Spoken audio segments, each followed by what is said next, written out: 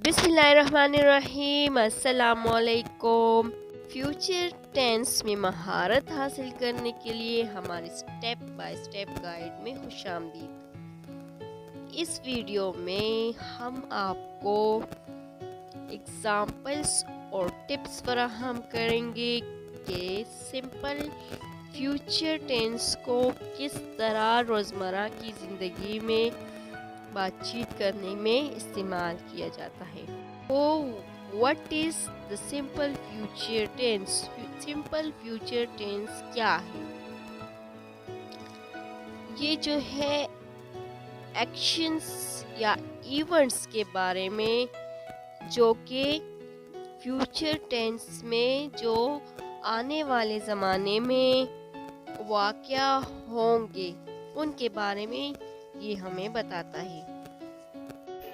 Simple future tense बनाने के लिए हम अक्सर जो है ऑक्सिलरी वर्ब विल का इस्तेमाल करते हैं और इसके बाद हम मेन वर्ब की बेस फॉर्म लगाते हैं। आइए सिंपल टेंस को बेहतर तौर पर समझने के लिए कुछ एग्जाम्पल्स देखते हैं। मिसाल के तौर पर I will eat dinner tonight।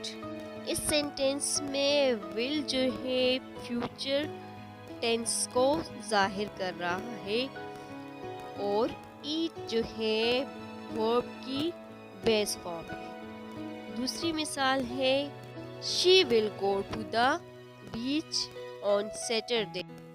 अक्सर सिचुएशन में हम जो है will की जगह be going to be जो है फ्यूचर इवेंट्स को जाहिर करने के लिए इस्तेमाल करते हैं। मिसाल के तौर पर they are going to have a party next week।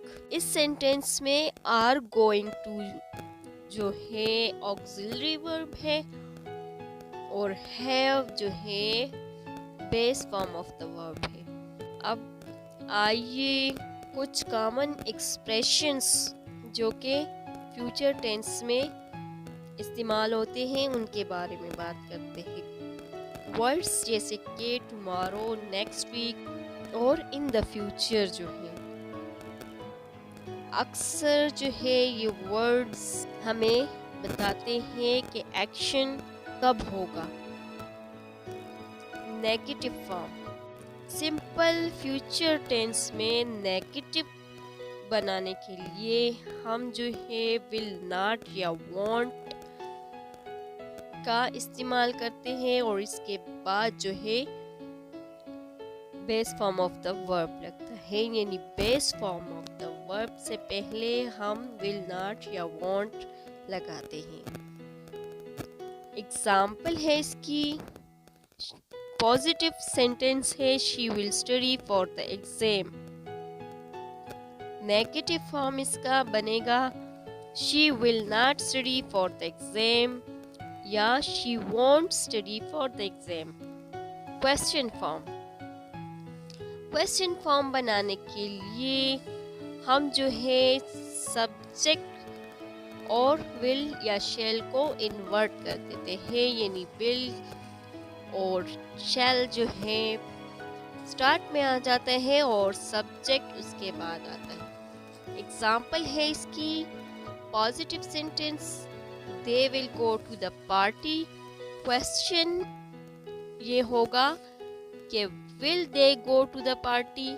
खुलासा इसका ये है कि फ्यूचर टेंस जो है इसमें हम ऑक्सिलरी वर्ब विल या बी गोइंग टू इस्तेमाल करते हैं जिसके बाद base form of the verb लगता है।